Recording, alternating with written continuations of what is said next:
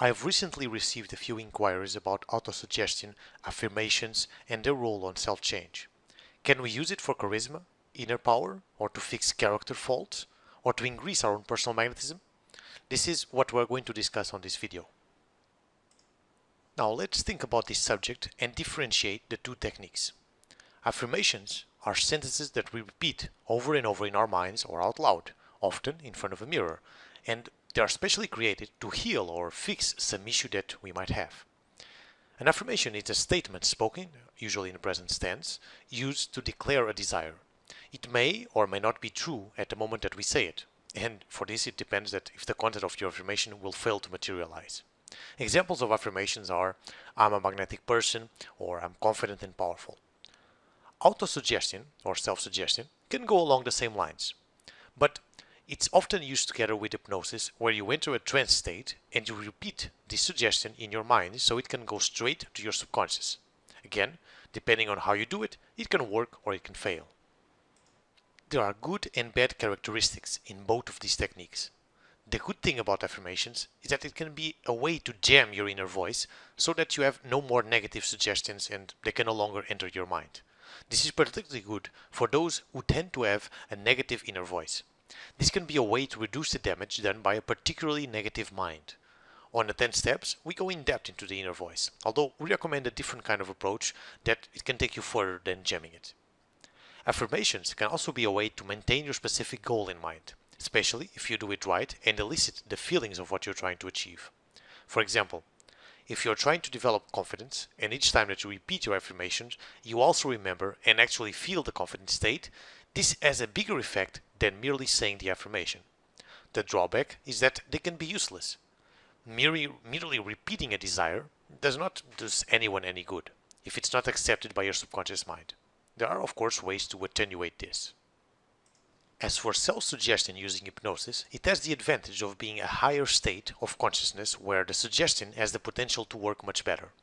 It's a state where all the distractions are turned off and as such, the suggestion has a much more laser-targeted effect. It has the disadvantage that it's often hard for some people to enter a true trance state where they can communicate with the subconscious.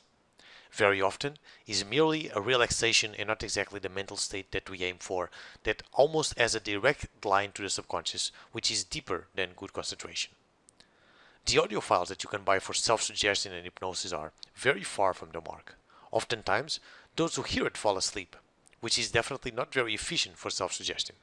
For it to work, your mind should be very active and with a definite direction and plan of where it wants to go.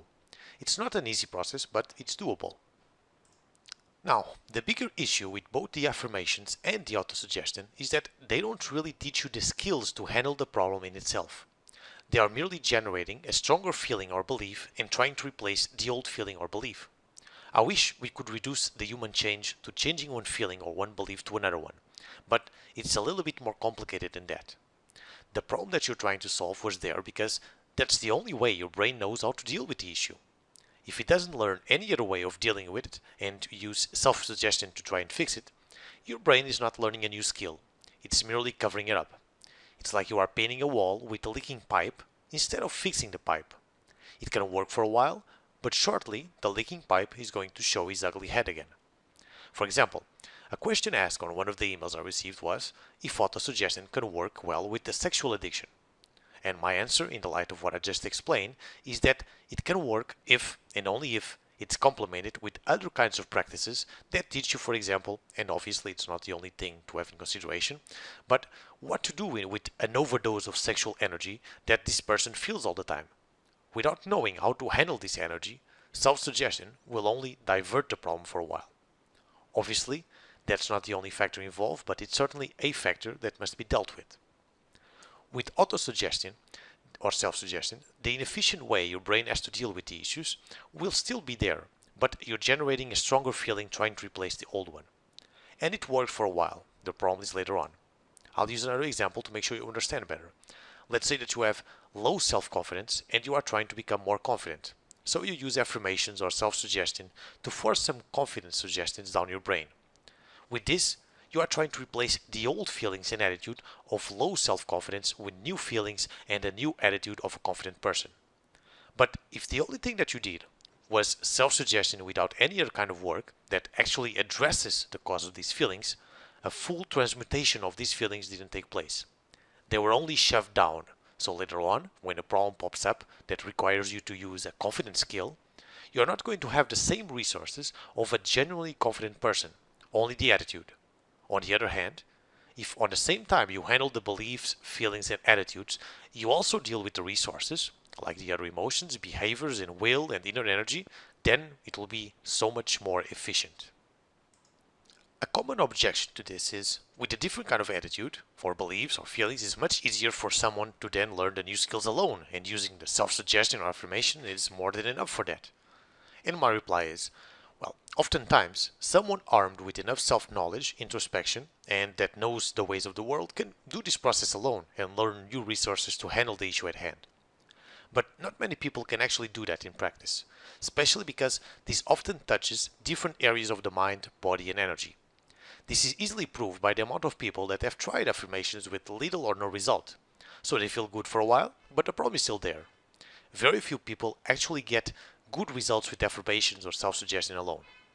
Obviously they are useful, but they are much more powerful when used in combination with other techniques that teach you new resources to handle the problems. So let's summarize all this. Affirmations and autosuggestion in general can potentially be a good way to change overall feelings and beliefs related to all kinds of issues when they are done right. But if that's the only thing that you do, you may encounter problems down the road because your brain haven't really learned experientially how to deal with these issues. So at most, you'll get a temporary success. A combination of this method or other way to change your beliefs and attitudes with a progressive conditioning training that teaches you the resources on how to deal with the problems at hand is usually the best way for you to get rid of the problem that you're trying to solve. This is the approach that we use at Charisma School, although we tend to use other and more efficient methods to change the beliefs and attitudes rather than affirmations or self-suggestion. For more information on charisma or personal magnetism, visit charismaschool.com. We specifically have a course that focuses on the changes that need to make for a more magnetic life. It's called the 10 Steps to Inner Power. In it, you'll find 10 simple steps with the power to change your entire life. Visit charismaschool.com for more information.